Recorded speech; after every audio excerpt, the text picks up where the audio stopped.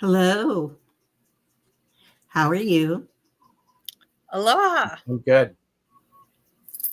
That's me. I'm Purple Elephant. I'm doing the thing. I'm just, I You can't are. help it. And Betsy Palmer, medium Betsy Palmer is with us. And Gerald, TarotStache. Long way. How are you doing? I'm doing well. Doing very well. I'm glad to be here. Betsy, how are you? I'm doing very well, thank you. And also very happy to be here. Thanks for the invite. Mm-hmm. Yeah. And how is Deb today? So,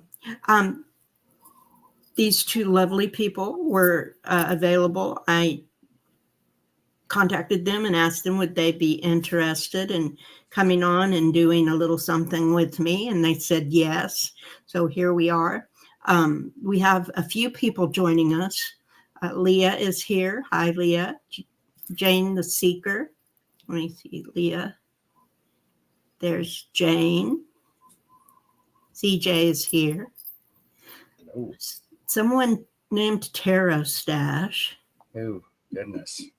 Gross. Purple Elephant. Mm-hmm. Beth is here. Aspasia Rising. Joyful Journey. Hello. Hello.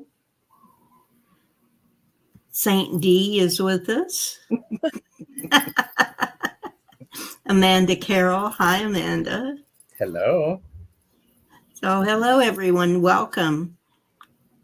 This is my first show back since I've been unwell. And so it's lovely to have you with us. Hi, Ange. Roots and Waves is here. I have done a few pre-recorded videos, but this is my first live show since I have been back home. And so I was really happy when Betsy and Gerald consented to come on. Of course. The first thing I want to do is to ask Betsy what was her first thought she had when I contacted her about this card. Okay. I was going to say, do you want to show the card? Yeah. And a little closer, Deb. There we go. It says the consequence of fear. Yes. And the prompts on the card are contraction, the frequency of fear, and self-fulfilling prophecy. Now that seems kind of heavy. And fill the folks in, fill the good folks in, Deb, why this card is here. Well, I have been using these cards. I do my draws at night before I go to bed. Mm-hmm. And so this is one of the decks I've been using. And 5 times in a week, I got this card. So I thought maybe there's something that I'm doing that I need to address. But I couldn't. You all know me. I'm not really scared of anything. I'm afraid of fire and bugs. That's it. So I couldn't figure out what was this card for. And so finally, I got it through my thick head that I needed to do a show about this card. And the consequence of fear.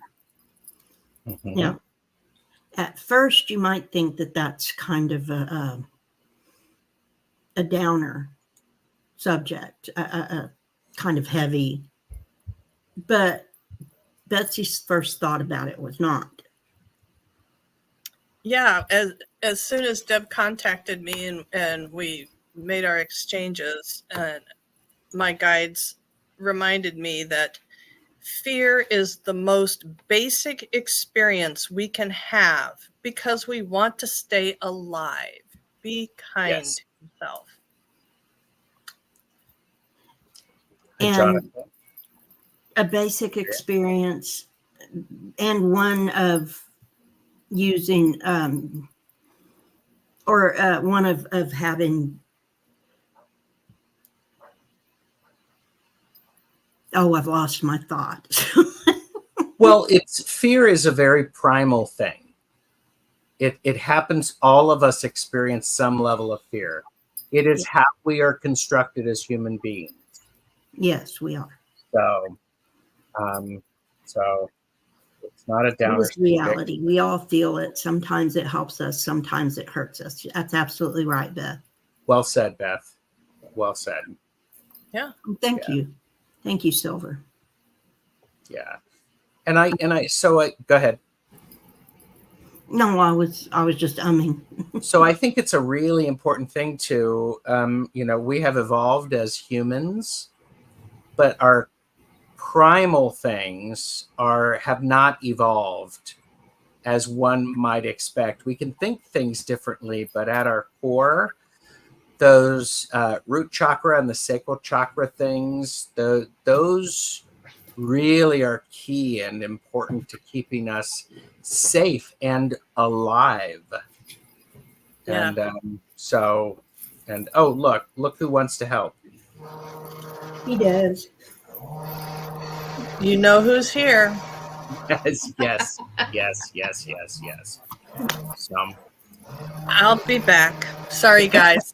I closed the one door where they usually are, and so they've come on the other side. Naturally, of course. of course. Well, and I think one of the key things is when Deb invited me and we were talking about this, that idea of the consequence of fear. That's interesting because fear keeps us alive. That's one of the consequences. And one of the other consequences is we don't grow, we don't move, we don't evolve, we don't change. That's true. So thinking about that. So this is the deck this is from is the Guides of the Hidden Realms Oracle deck, correct? It is. And this is what it looks like. It's a brand new deck. Colette Baron Reed's first attempt at doing the artwork. So she made paintings of each of these cards. They're all, and when I say paintings, I mean big oil portraits that she did of each card. And and I believe she's auctioning off most of them. Well, that's nice. They're so she works with, I guess, the gods. She works with beings in the hidden realm. And so when she was prompted to do this deck, she thought that she might take a hand at painting because she had reached a place where she was getting kind of burned out. Of course, yeah. And so she thought maybe she needed to do something more creative. And she said that when she started to do the painting, she'd do the backgrounds, and then the being for that background would come through. Ooh. Like transparent through the background. And then she would paint them there onto the background. And I have found with this deck, when I've been working with it, that it seems like it's the same format that she used on each painting, but it's not. Each being is different. Each being has different eyes. They have different things that they're focused on. They have different personalities. So it's been interesting. I unfortunately have gotten very acquainted with this card. Well, they got your attention. Yeah, I haven't gotten to see all of the other cards, but I realized that there had to be a reason I kept getting this card. This card has meaning for us right now. Yeah. We still are human, and we have to live with the consequence of fear. Yes. And it comes in different ways and for different reasons. And the first basic reason is going to be to protect ourselves. If we are fearful, then we will protect ourselves. But there may come a time when fear doesn't serve us in the same way. So we need to be careful not to allow ourselves to fall into a trap of circular reasoning, that we stay in a constant cycle of fear. Mm-hmm. Yeah. Yeah. I Beth posted something at 3:08 your time, and I think that's good. It's what's difficult is to differentiate between a real fear that should be listened to and a neurotic fear, which usually comes from society or parents, i.e., our upbringing. Yes. We kind of touched on this behind backstage, that Mm-hmm. when we're at that place, that's when questioning can be so valuable. Yes. What is the truth behind it? Is this the only potential outcome available to me? I wanted to answer Silver's question. Lady Silver, I did not pick specific clarifiers from another deck because in the evening I usually use between 3 and 5 decks, just sitting with the cards. So I get kind of clarifiers around the deck. Yeah. And generally, this deck is the middle deck that I pull from. So I'm getting information before and after. Yeah. Yeah. And, Well, so then I guess the answer to that is actually yes. Yes. yeah. Yes. Yes. Yes. Yeah. Well, well done, Betsy. Yeah. But not specific to just this card. I do pull clarifiers. Yes. Yeah. Linda said so many people live in fear and don't realize it. Governments, religious organizations, etc., use fear to control people, usually to gain and maintain power, and of course, money. Yes. Mm-hmm. And fear and love are the two things that motivate people in the universe.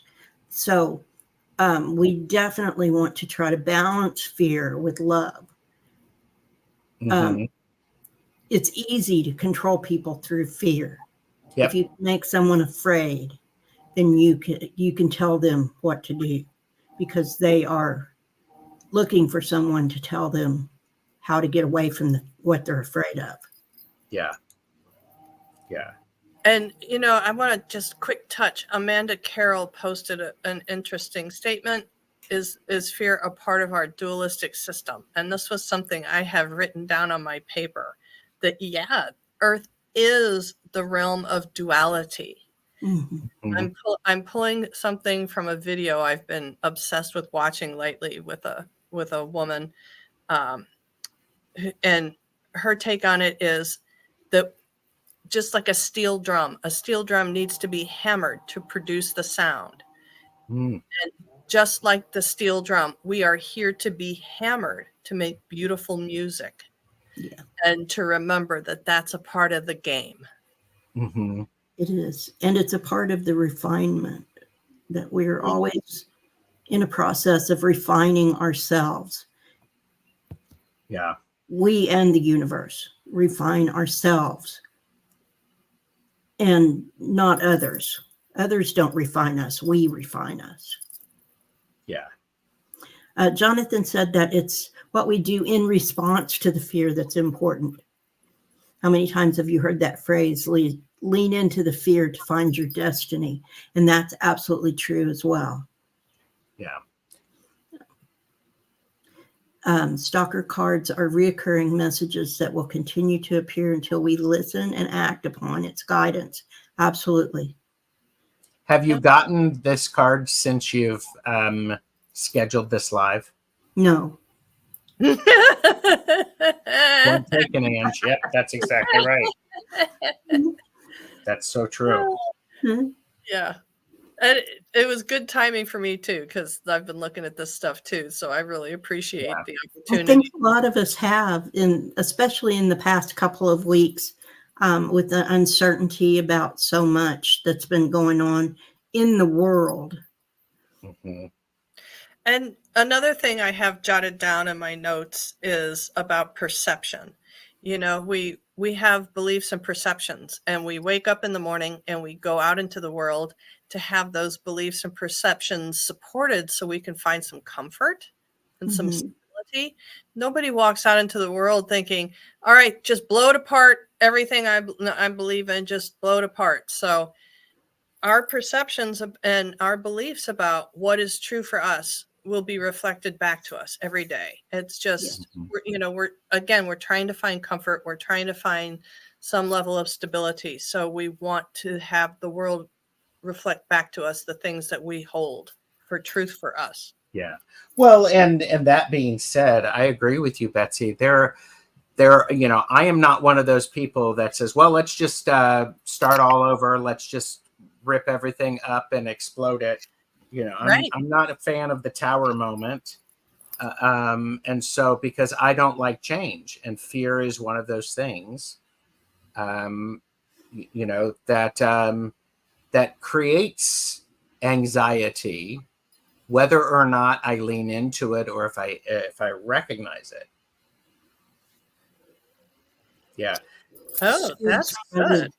Stating fear is present seems to enable the observer mode, which can be contained in love. Yes. Ooh, I'm going to use that one. Thank you. Absolutely. Yeah. Well, and it is one of those things. I think there's one of the things that I was thinking about with this is, and I said this backstage, fear is like grieving. It grows and it changes as we do. So it never goes away. It's what do we do with it and how do I dance with it? Because sometimes it is important for us to embrace that fear and to really sit down with it and have a cup of coffee and find out what is that fear trying to tell me? What is it shedding the light on for me right now? And in order to do that, you have to be willing to be uncomfortable and to sit with it and to be able to hear some things that may be hard to hear. So, and sitting with fear is not an easy thing. It's like sitting with grief, but it's an important part of the cycle. We can't work through it if we don't sit with it. And sometimes people don't want to work through it. They want to just bury it. Yes. That's not really healthy. The more healthy approach would be to sit with it, have a cup of coffee with it, like you said, find out what it is, what it wants, what it needs you to do. That was another point that I pulled up. I'm sorry, Deb, you finish. I'm interrupting you. Go ahead. No, go for it. Fighting fear versus surrendering can we ever be confident of our win if we fight the fear and we push it off of us? Are we ever really confident that we have vanquished it, or are we always on the lookout? Is it in the back of our head, is this going to come back? Will there be an uprising of our enemy? It's this constant state. And I think that's what the card maybe is referring to when it's talking about contraction, because that pulls us down so tight. Because that's the first thing, the first prompt is contraction. And when I saw it, that's what I thought too, that when we're afraid, we try to hide. And how do we hide? We contract into ourselves. Yes. If it's a fear that no one else can see, if it's a physical outward fear, we may physically try to do that, to physically contract. But if it's not, if it's an inward fear, then we are going to contract on the inside. Mm-hmm. Yeah. And that's an interesting point, because then that means that others cannot see the fear, what is causing us to contract and to restrict. So I don't know everyone's journey. But I think that's where compassion helps. Let's meet the situation with compassion. Deb said something, what you resist will persist. Yeah. Right. But true. Yeah. It's so true. Yes. I mean, everybody knows that stuffing your feelings it doesn't work out so well. Yeah. So, do you want me to read what Jonathan said? Would you? The other thing I think about is how similar fear and excitement feel to each other. And sometimes it's hard to tell what you're feeling in the moment. Are you feeling fear or excitement or both? Yeah. Yeah. I Right. oftentimes think, we can be fearful and excited at the same Yes. time, and because they're so Absolutely. similar. Yes. Because the physicality comes from the same place, right? Our adrenaline. Correct. No, and Yeah. that's what stage fright is, fear and excitement at the same time. Yes. Yes. Ange says courage makes fear sit in a corner and behave. And that's from Candace Dobie. Nice. That's cool. Andrea says, when I was driving and had awareness that I was being followed, my fear first grabbed my attention in the form of awareness. Absolutely, because when you are afraid, one of two things happens. Either you become hyper aware or you don't know anything and you run blind. So, Or hopefully, freeze. or yes, hopefully awareness is what grabs you first. Yeah. And then one down, she says, Andrea says, my fear kicked in problem solving rather than victim awareness. Yes. And that's an important thing to keep in mind, because it shows up differently in different situations. So, And also, see, Jonathan said that answering Ange, courage is feeling the fear but doing it anyway. Yeah, that's a good one. You can have courage. It's okay to be afraid. yeah. And it's okay to have courage. It's also okay to go and hide if you need to. Sometimes that's the best thing you can do to protect yourself is to hide. But a time will come when you need to come out of hiding, when you have to put the fear aside and face whatever is out there. Of course, keep yourself safe. But when the danger is gone, don't let the fear persist. Yeah. Yeah. And I like that right underneath that. Beth said, fear is only excitement that hasn't received permission. Yes. Oh, Phyllis that's interesting. Perot. Yeah. Yeah. That's really interesting. Yes. People who do courageous things are also afraid. They just do the thing anyway. That's absolutely true. Yeah. If you rush headlong into a thing without giving any thought to it, without having any fear, then you are very possibly going to make big mistakes. Yes. So a little fear doesn't hurt. No, but again, it's how do we use that fear to inform, to give us more information about what's going on? Yes. So, Well, the best chatters are bringing it today. They are indeed, yeah. And I also pulled something from the video that I've been watching, and the host was talking about experiencing the worst, a point of choice for us, seeing evil people and how that can incite fear for the worst in us, the outcome. But to take a moment to be grateful that there is another actor willing to play the character of evil, because I don't want to. And she said that, I was like, oh.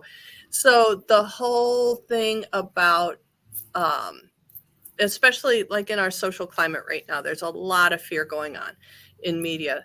So we can be grateful to the people that are willing to hold that space for us to observe and choose something else, like the constant source of reminder for our choice of who and what we want to be. Yeah. Yes. Um, Andrea says, and she said this a couple of times in relation to fear and trauma. Fear and trauma are different levels of awareness. Mm-hmm. The,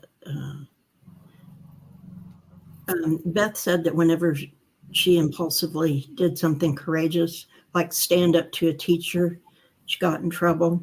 I have Yeah. gotten in trouble standing up to teachers when I was right. Yes.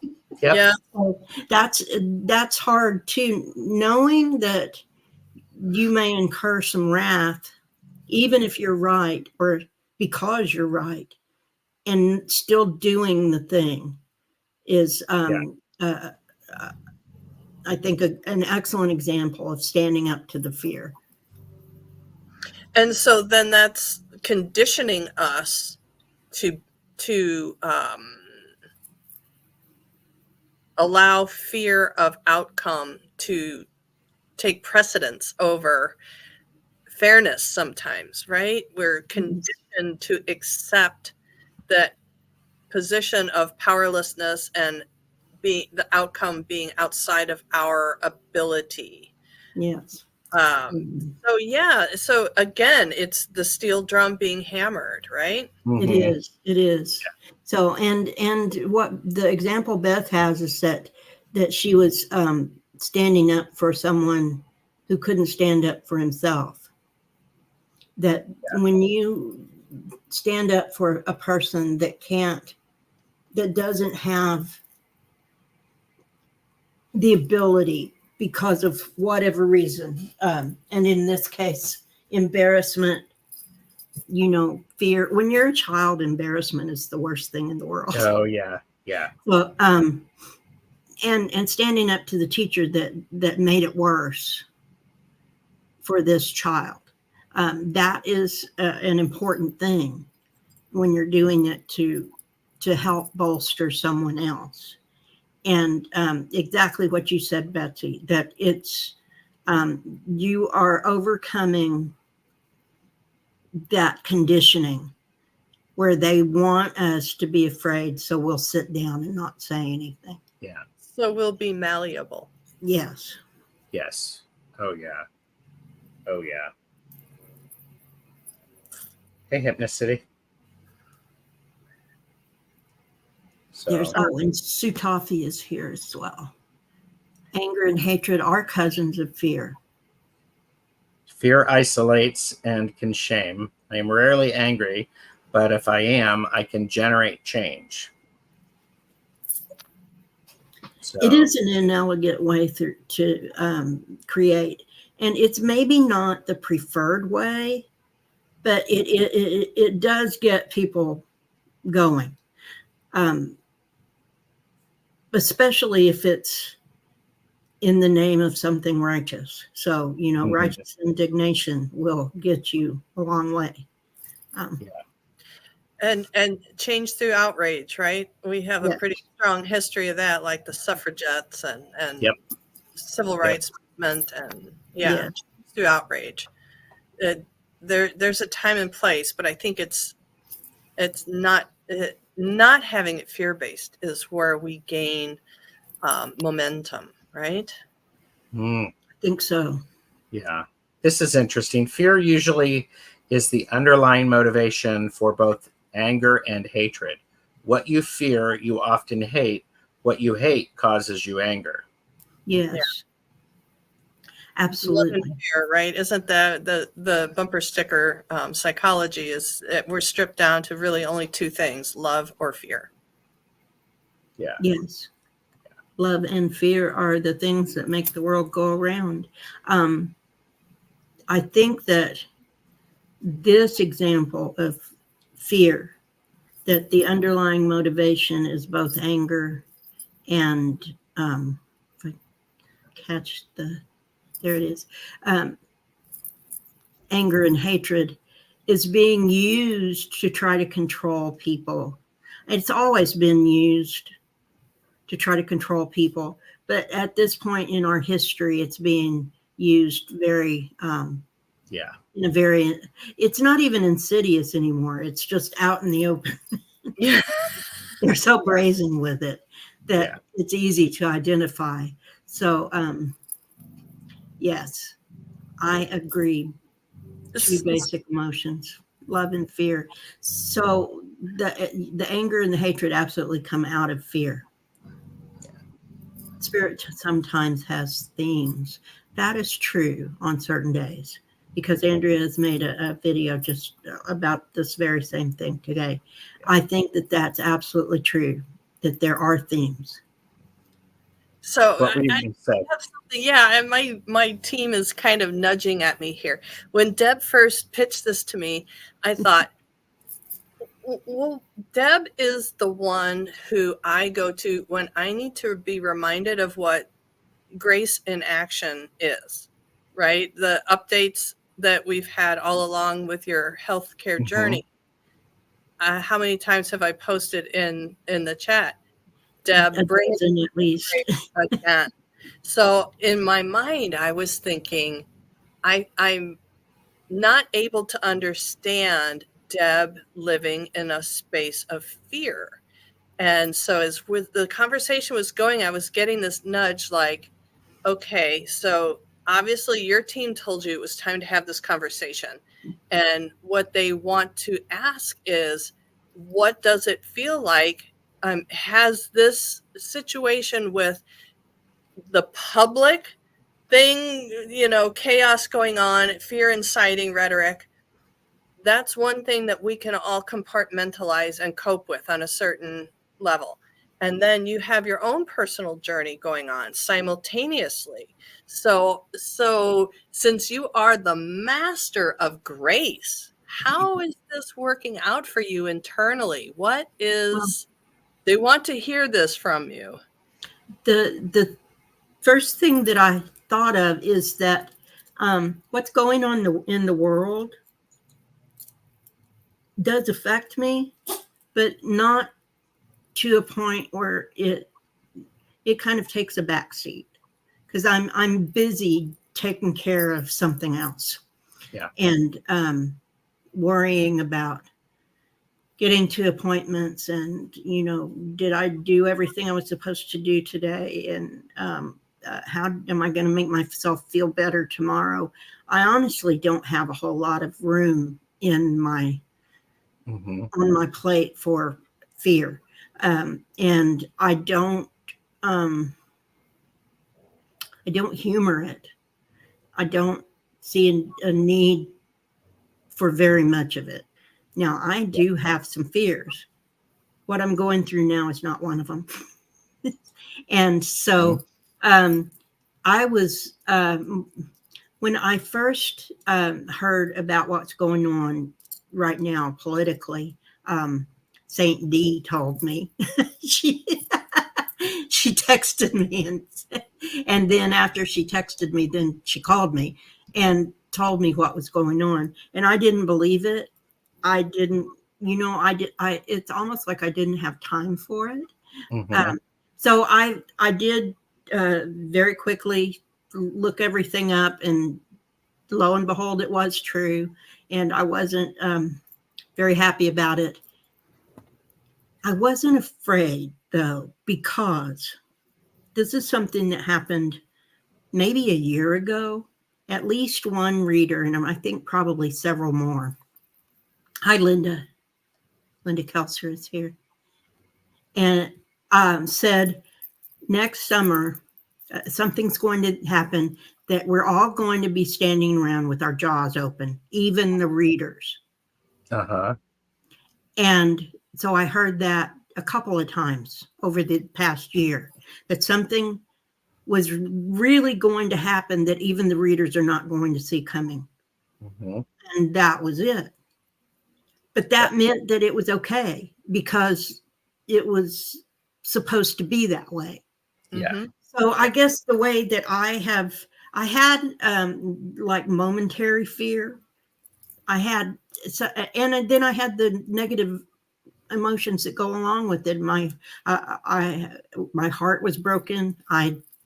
it hurt. It, it was, so I did have some fear along with that. I had more fear about that than I do about what's going on in my life, because I've been balancing this for several months. Mm-hmm. And I've never, except for just in very low moments, had fear about it. And hi, Charlotte. Mary, good to have you with us. So I guess that's how I've done it, is that it's not that I didn't deal with it. I just didn't think of it in a fear-based way. That it was, I felt like this is the way it's supposed to be. And if it's the way it's supposed to be, then it's being taken care of and there's nothing to fear, because the universe is in control. Well, and not everybody has the ability to see it from that perspective. That's true. And that's not, it's just a thing. It is. It's neither good nor bad. It's just the thing. And, when I was looking at the meaning of this card, Deb, and it's one of the things, it's like, it oftentimes fear is a stress response. Yes. And, great things. It says you can't change the outside world, but you can make an internal shift. Yes. So I think that's a really important thing. It's like, is this a stress thing? And if it is, that informs your decision. And is this something that I can control? And if it is, then that informs the next step. If it's not, what is it that I can control? And I think that's an important thing, to spend a little bit of time and sit with it. Yes. And think about what you can do. If it's not a situation you can control, then don't worry about controlling it. If there's something you can do in service to it, do that. If not, then take care of yourself. You need to do that first anyway. Mm-hmm. Yeah. I think knowing what you want comes into play with this one too, because if you don't know what you want, right? We're co-creators of our world. If you don't know what you want, it's easy to be fearful of what might come. Mm-hmm. Yeah. Book Bewitched. I think it's interesting that you said that. I live in Texas, and they are actively trying to stop people from voting by mail for any reason. Yeah. So now I should be able to vote in almost every state. I would be able to vote by mail, but not in Texas. I am going to have to go and stand in line to vote because I have a governor that does not care, does not want people to vote. And when you have that, then you have to find ways around it. But if you can do it by mail, absolutely do it by mail. Yeah. And here's the thing. You are going to go vote. You just are. Period. Yeah. Yes. Absolutely. So. They just showed me Deb rolling up in a little red wagon. The radio flyer. I love it. I love that. I love that. Yeah. If I have to. Yeah. So the consequence of fear, fear can show up in many different ways in our world, as I said before. And it's not just one fear that we have to deal with. We have to deal with multiple challenges and multiple levels of fear, I think. Yes. We may it may evolve as time passes. Fear may evolve from something that is very intense to something that's not as intense and is much easier to deal with. Or it may be the opposite way. It may start small and grow to something big and intense. So if we take care of it in the beginning, chances are that it will become a thing that, oh, that's why you saw that, Betsy, because Deveria has a red car and she has been taking me places. She's been taking me to do my errands. Okay. Love it. Flames would be fun. Love it. I'm sorry, I lost my train of thought. No, no. No, it's okay. Consequences of fear. Let's see. Consequences of fear. It's a great mode of distraction. It is. Right. If you're not prepared or unwilling, or it's not the appropriate time to take on shadow work, to bring stuff up to the surface, staying in fear is a great way to keep it there. So I guess it can serve a purpose if you would feel overwhelmed by tackling your own stuff. It can get you through the day. But are we really, how are we working in service to ourselves best? What serves us best? But what do we want? I'm a believer with the reincarnation thing that not all lifetimes are meant to be this bright, awakening, learning, growing, transmuting, transforming, evolving, transcending. Some lifetimes are just about accumulation of karmic debt that we'll observe, we'll work on down the road, that we're accumulating experiences to overcome at a different time. So fear has a place, obviously. And I think being kind to yourself about that, where you are with it from day to day, can perhaps take some of the sting out of it, of looking at situations and you really messed something up, you didn't respond appropriately. Hey, we're human. Again, we're here to be humored. We're going to mess up a lot because that's what humans do. Yeah. We do. I was thinking too that one of the consequences of fear recently is that we have a new candidate for president. That's a consequence of fear. Some fear happened in a political party and it caused all of that to happen last week. So that's a consequence of fear. A consequence is whatever the outcome is from what happened. So True. A consequence, if the consequence of fear is not serving us, is not good, isn't what the outcome we wanted, then we need to see if we can redirect that, if we can find a different outcome for it. Maybe the reason for the fear was important at the time, but the consequence of it isn't serving us. So what do we need to do to try to change that in our personal life, to make it serve us, to make it more helpful for us? And, just framing it with the political thing, what happened with the change, with all the fear generated around Joe's ability, a tremendous amount of fear. And certainly he must have felt that pressure. His way of responding, of not doing a knee-jerk reaction, not meeting it head to head, giving time to sit with it, and then coming through again with such a state of grace.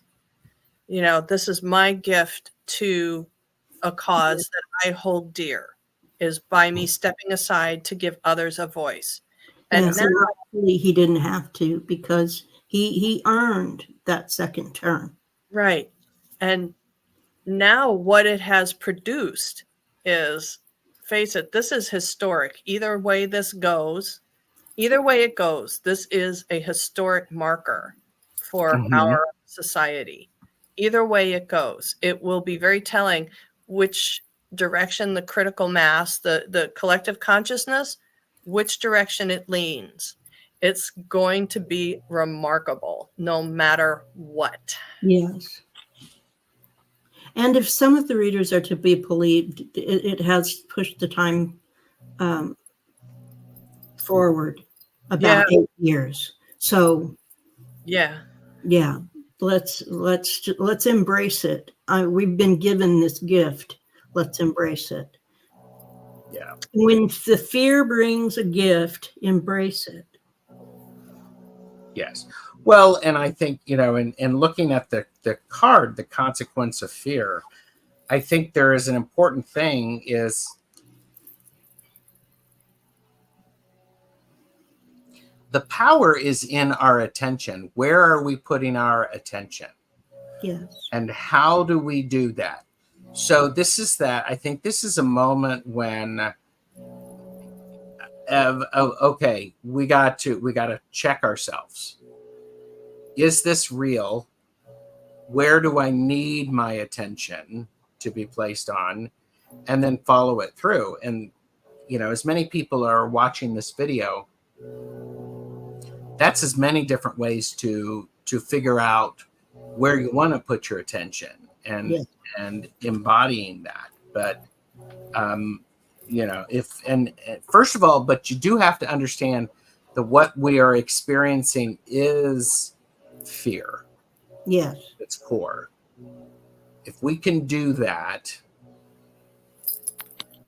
that's an important thing to remember.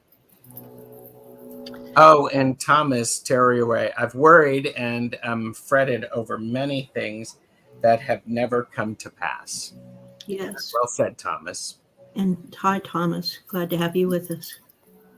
And for me, I know part of my twirl because, hey, anxiety queen, it's better now, but I have the crown. When I'm in the twirl, it's a lot of times it's simply because I'm in the gray area.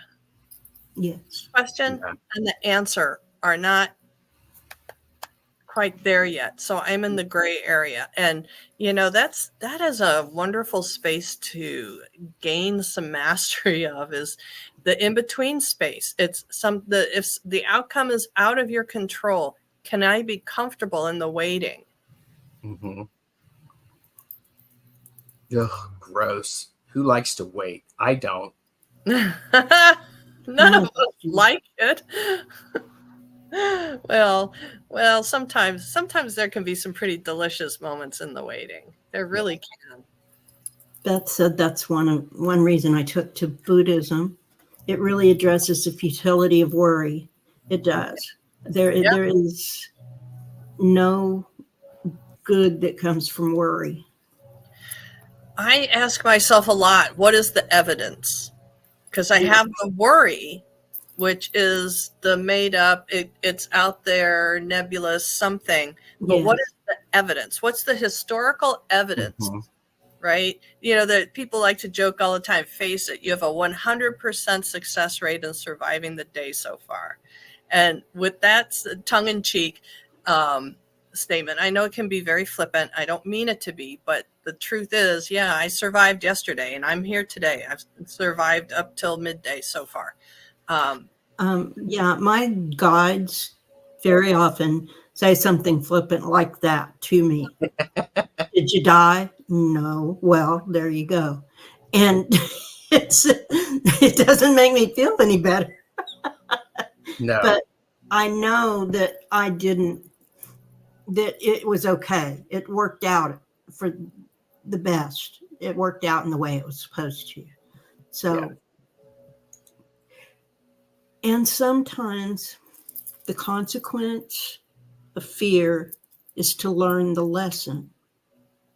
Sometimes we just need to learn the lesson. Yep. Shame, Master. Yep. Oh, yeah. Yeah. Yeah. It's kind of amazing how flippant guides and spirits are. It cracks me up. Well, they have to get our attention. They do. So, and if you're kind of a smart ass, then that's what they're going to do Yeah. to get your I attention. feel seen, Deb. I feel seen. I'm kind of a smart ass. Okay. I am too. Yeah. And my guides are funny. They are very funny. So, Yeah. Yeah. and so is Monkey. Truth. Isn't that the truth? Oh, yeah. So, Deb, in the interest of time, we've been on for 50 minutes. You were And I reading want, my mind. yeah, okay. All right. Well, then I'll stop reading your mind. So I was in the interest of time and remembering that I still don't have a lot of energy yet. Is there anything that anyone on the panel or in the chat that you'd like to add as a closing remark for the consequence of fear?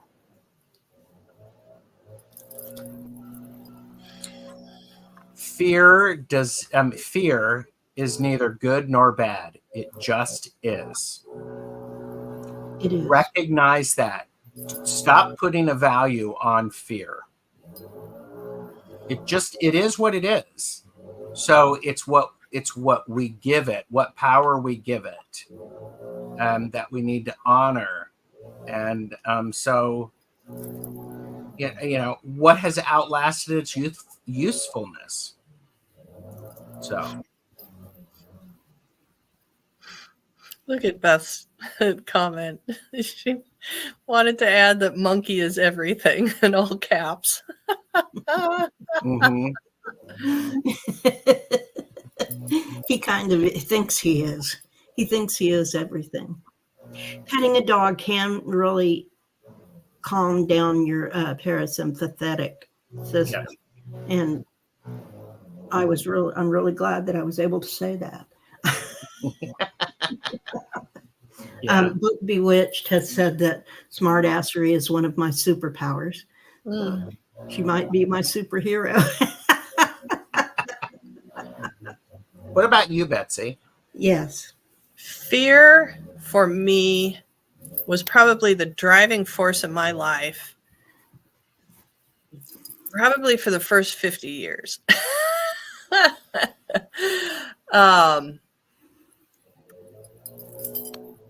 And I'm not sure how to claim this other than, even though I was someone who was very fear-based, full of a lot of shame, had a very low opinion of myself for a very, very, very long time, I was always driven for growth and to seek something else. That I can't really explain it, because I know other people that are similar to the way I was, that's just their path and that's just who they're going to be. I don't know why I was driven to seek something else, but I was. So for me, I recognize when I'm going into those places of fear, it is contraction. Yeah, it is contraction. And it's me preventing myself from growing. And that's just really personal for me. I don't want to say this is anything to do with anybody else. Just for me, I can choose between fear or growth. And I also have recognized bumper sticker thing. I made a big jump with anxiety not too long ago. This is a little off topic, but I made a big jump with anxiety because I spent a lot of time in the twirl and a lot of time in fear. And I came to recognize, as I reviewed my history, that my anxiety for the future was the way I would choose to respond to the events, because I have a history of burning bridges and self-sabotage. My anxiety and my fear stemmed from my fear of myself. And that's just for me, guys. I think a lot of us in this community have that same fear. Yeah. So, Hypnicity says fear can motivate or paralyze. Choose wisely. Mary Thornberry, fear has two meanings. Forget everything and run, or face everything and rise. The choice is yours. Jonathan Daly, The greatest lesson I learned was that the universe has a big sense of humor and that fear is often a punchline for a good joke. Hmm. Thomas, tarot your way. Fear and worry can stop you from doing other things that can be productive. It's true. If you're working on fear and trying to get rid of fear that has no basis, I think working with the Fool card on the altar can be very powerful. That and the Two of Wands and the Queen of Wands. I think that Mhm. that's Nice. the advice. And for me, fear can be a motivator. Recognizing when fear has outlived its usefulness is difficult but needed. If we don't need the fear, then we can step away from it. If we need the fear as a motivator, it's there for us. It's also there to let us know there's danger, to protect ourselves. All the levels of fear have their usefulness, but they also all subside. Their usefulness ends and then can be used for something else another day. A good way to pass the fear on is to give it back to Gaia. Gaia can transmute the fear into something useful. So I want to thank everyone for coming by and spending this hour with us. Yes. As always, the best chatters brought it. And I'm very grateful to Gerald and Betsy for coming along on this discussion, and for everyone in chat. Thank you. Thank you. And until next time, all of my friends,